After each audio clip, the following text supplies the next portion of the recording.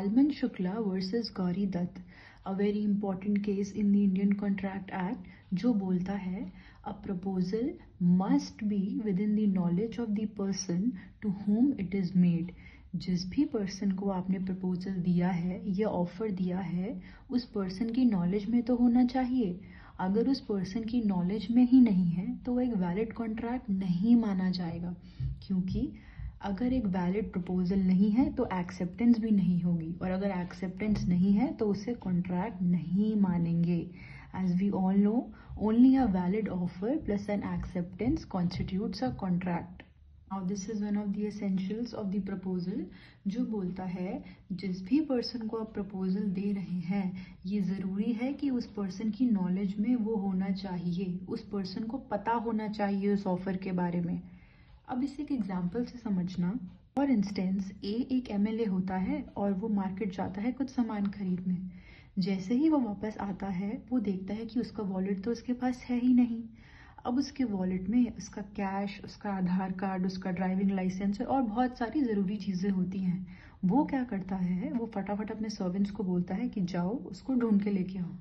जैसे ही उसके सर्वेंट्स चले जाते हैं, उसके 5 मिनट्स बाद ही एक ऑफर डिक्लेयर करता है कि जो भी इंसान मेरा वॉलेट ढूंढ के लेके आएगा, मैं उसे 5000 रुपीज़ दूंगा as a reward.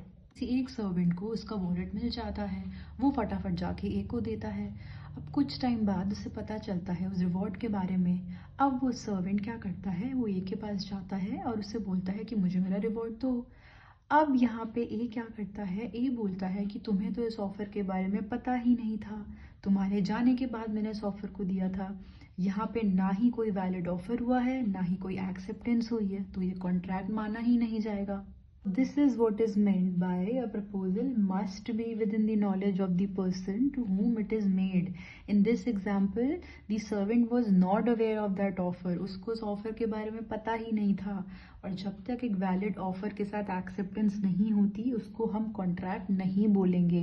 Now let's discuss the facts of Lalman Shukla versus Gauri Dutt. इस केस के फैक्ट्स भी उसी एग्जाम्पल से रिलेटेड हैं. इस केस में क्या होता है, ध्यान से समझना. पर्सन होता है गौरी दत्त, जिसका नेफ्यू मिसिंग हो जाता है. वो क्या करता है, अपने सर्वेंट्स को बोलता है कि जाओ उसको ढूंढ के लेके आओ. जैसे ही उसके सर्वेंट्स चले जाते हैं, वो एक ऑफर डिक्लेयर करता है कि जो भी मेरे नेफ्यू को ढूंढ के लेके आएगा, मैं उसे 500 रुपीज़ का रिवॉर्ड दूंगा. किसी एक सर्वेंट को उसका नेफ्यू मिल जाता है. जब कुछ टाइम बाद उस सर्वेंट को पता चलता है इस ऑफर के बारे में, वो जाता है गौरी दत्त के पास अपना रिवॉर्ड मांगने. गौरी दत्त बोलता है कि तुम्हें तो इस ऑफर के बारे में पता ही नहीं था, ये ऑफर तुम्हारी नॉलेज में नहीं था, ये ऑफर मैंने तब डिक्लेयर किया था, तुम यहाँ पे प्रेजेंट नहीं थे, यहाँ पे कोई वैलिड एक्सेप्टेंस हुई ही नहीं, तो इसे हम कॉन्ट्रैक्ट नहीं बोलेंगे. अब इस केस में लालमन शुक्ला क्या करता है, वो गौरी दत्त के अगेंस्ट एक केस फाइल कर देता है. इस केस में कोर्ट ने क्या कहा था, लालमन शुक्ला इंटाइटल्ड नहीं है उस रिवॉर्ड के लिए.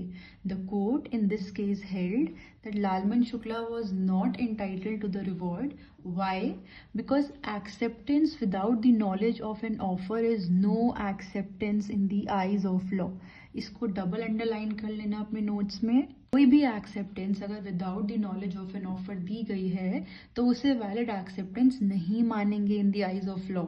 This was all about the facts and the judgment of the Lalman Shukla versus Gauri Dutt case. In addition to this, I also post notes on my Instagram also. The link for the same is given in the description below. So do check that out. I am sure they will be helpful to you, and all the best.